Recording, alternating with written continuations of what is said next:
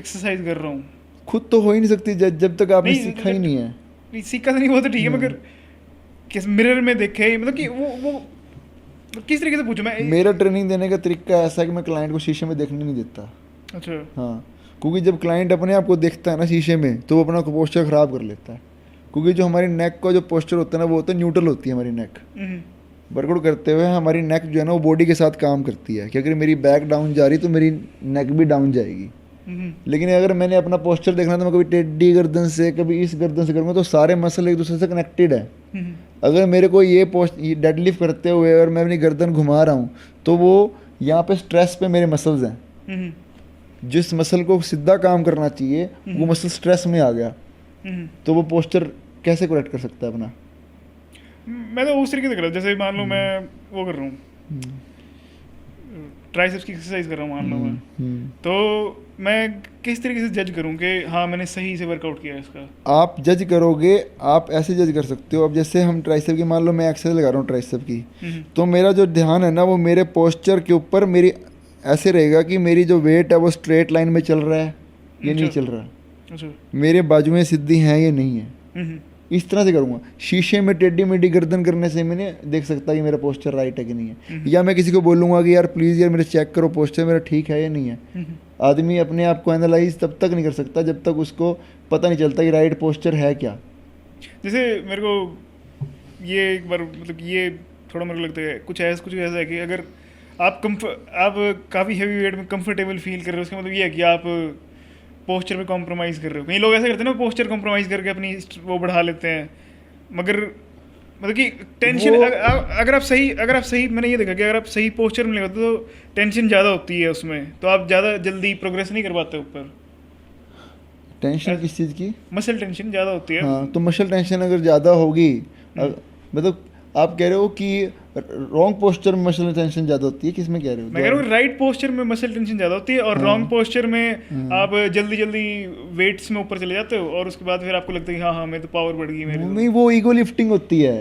अच्छा। अगर आपको लिफ्ट करना है ना, तो आप अच्छे राइट पोस्चर में भी लिफ्ट कर सकते हो। बाजू में टेढ़ी करके भी अपना बस उठा रहे हैं। नहीं, फिर वो भी वो प्रोफेशनल एक आदमी जो स्टेज के ऊपर परफॉर्मेंस कर रहा है, उस आदमी को तो वो चीज़ करते हुए अच्छी लगती है कि भाई वो अपना जी जान लगा के स्टेज पे खड़े होके और वो काम कर रहा है जिसमें उसको थोड़ा टेढ़ा मेढ़ा होके भी जान लगानी पड़ रही है, वो जान लगानी पड़ रही है। लेकिन आप जिम में जाके अगर मान लो 50 किलो का डंबल लगा के आपने टेढ़ा मेढ़ा करके पूरा कर दिया, तो वो कौन सा वर्ल्ड कप जीत लिया आपने? मैं तो वो कह रहा था कि मतलब कि वो मतलब कि आप सही पोस्चर में एक्सरसाइज अगर आपको डिफिकल्ट होता है, आपको थोड़ी ज़्यादा डिफिकल्टी होती है, आपको थोड़ा ज़्यादा ध्यान नहीं, ये आपको कभी नहीं, ये हमेशा राइट टेक्निक में वेट ज़्यादा लिफ्ट होता है। अच्छा। हाँ, ये आप अपने आप को स्ट्रेस में रख के कभी भी अच्छा वर्कआउट या अच्छी स्ट्रेंथ नहीं वो कर सकते आप। अच्छा अच्छा। हाँ, उसमें आपकी स्ट्रेंथ अच्छी नहीं लगी, राइट पोस्चर के अंदर ही आपकी स्ट्रेंथ अच्छी होगी। अच्छा। अगर मेरा स्क्वाट लगाने का पोस्चर, मेरी लाइन स्ट्रेट रहेगी, मेरी ग्रेविटी की स्ट्रेट लाइन में मेरी बार चलेगी, तभी जाके मैं वेट को अच्छे से लगा पाऊंगा। अगर मेरी बात टेढ़ी मेढ़ी होगी ना, आगे पीछे में होऊंगा, फंबल होता रहूंगा, तो मैं खड़ा नहीं हो पाऊंगा। या तो वेट मेरी गर्दन पे गिरेगा या मेरे पीछे गिरेगा।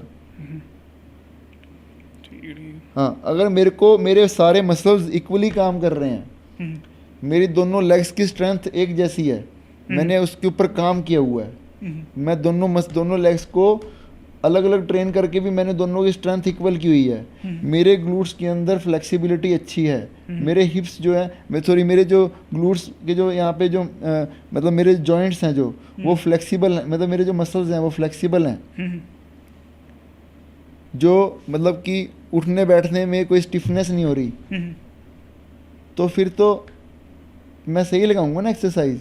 अच्छा अच्छा। हाँ, अब वही मैंने बात बोली है ना, आपको राइट पोस्चर में आने के लिए आपको बहुत सारी चीज़ों पे काम करना पड़ता है। अब जैसे मैंने बताया आपको कि स्क्वाट लगाने के लिए अच्छा, अगर हैवी स्क्वाट लगाना है आपने, और अगर आप मतलब कि कर रहे हो, ट्रेनिंग कर रहे हो हैवी लिफ्टिंग की, तो आपकी दोनों टांगों में इक्वल स्ट्रेंथ होनी चाहिए। और उसके लिए भी ट्रेनिंग होती है कि इक्वल स्ट्रेंथ आती कैसे है। वो उसी से मेरा क्वेश्चन था कि जो अनइवन डेवलपमेंट हो जाती है, काफ़ी कॉमन है कि अनइवन डेवलपमेंट होती है मसल्स में। उससे क्या होता है कि जो जब डोमिनेंट हैंड होता है उसकी ज़्यादा बड़ी होती है मसल और उसकी वो इसलिए होता है क्योंकि आप ना, अब जो एक्सरसाइज लोग बाइसेप्स की एक्सरसाइज बाइसेप्स को ट्रेन कर रहे हैं, हम्म, अब वो बारबल से अगर ट्रेन कर रहे हैं, बार बोलते हैं मतलब रोड से, बारबल से अगर आप ट्रेन कर रहे हो ना, हम्म, तो वो एक दोनों हाथ एक दूसरे पे डिपेंडेंट होते हैं। हम्म, अगर डिपेंडेंट होंगे तो क्या होगा कि एक की स्ट्रेंथ कम है ना, तो कम की कम रह जाएगी, क्योंकि दूसरा में पावर ज़्यादा है, वो ज़्यादा लिफ्ट कर सकता है, तो वो उसको किसी तरह टेढ़ा मेढ़ा करके ऊपर तक ले आएगा। हम्म, लेकिन एक किस्म में देखा जाए इसकी पावर कम लगी तो इक्वल स्ट्रेंथ और इक्वल मसल ग्रोथ नहीं हो सकती। लोगों के ऐसे चेस्ट में ही फर्क होता है कि एक तरफ की चेस्ट ऊंची होती है, एक तरफ चेस्ट नीची होती है, एक का मसल कम होता है, एक का मसल ज़्यादा होता है। तो उसका रीज़न सिर्फ यही होता है कि वो हमेशा बारबल से ट्रेन करते हैं। ट्रेनिंग अगर आपको करनी है ना अच्छी, अगर मसल डेवलप अच्छे करने हैं तो आप डंबल के साथ ट्रेन करो, ज़्यादा बेटर होता है।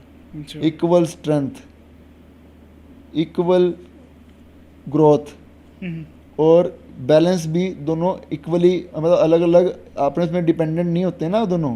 तो डिपेंडेंट नहीं होंगे तो दोनों तरफ के जो मसल्स हैं, दोनों तरफ की जो आर्म है वो बैलेंस करना भी सीखती है free ना। weights, मसल्स जो है वो बैलेंस करना भी सीखते हैं, हम्म, तो बेनिफिट ज़्यादा हो गया ना। तो फिर हम क्यों बारबल से ट्रेन करते हैं, डंबल से ट्रेन करना चाहिए हमको। हम्म, हाँ लिफ्ट्स होती हैं, स्क्वाट्स होती है, बेंच प्रेस होती है, इनको हमें बारबल से दिखाना पड़ता है, बारबल से वर्कआउट करना पड़ता है इनके लिए हमको। तो बारबल से अगर वर्कआउट करना है तो तब भी हमको अपने आप को एलिजिबल करना पड़ता है डंबल से ट्रेन करके। जैसे लंजीज वर्कआउट होता है, और लंजीज जो हम करते हैं लेग्स के लिए, वो लंजीज में दोनों लेग्स एक दूसरे पे डिपेंडेंट नहीं होती। पहले एक लेग से हम करते हैं, फिर दूसरी लेग से करते हैं, जितने रैप इससे करते हैं उतना रैप इससे करते हैं, तो दोनों की इक्वल स्ट्रेंथ होती है, इक्वल ग्रोथ होती है। अगर मैं सिर्फ स्क्वाट करता रहूँगा तो मैं सिर्फ स्क्वाट में दोनों की लेग्स की पावर इक्वल नहीं कर सकता, लेकिन मुझे स्क्वाट्स की एबिलिटी को बढ़ाने के लिए, स्क्वाट्स की पावर को बढ़ाने के लिए दोनों लेग्स को अलग अलग में भी ट्रेन करना पड़ेगा। अच्छा, मान लो कोई वैसी नया बंदा आपके पास आता है, ठीक है, अभी तो शुरू ही करना है नया नया,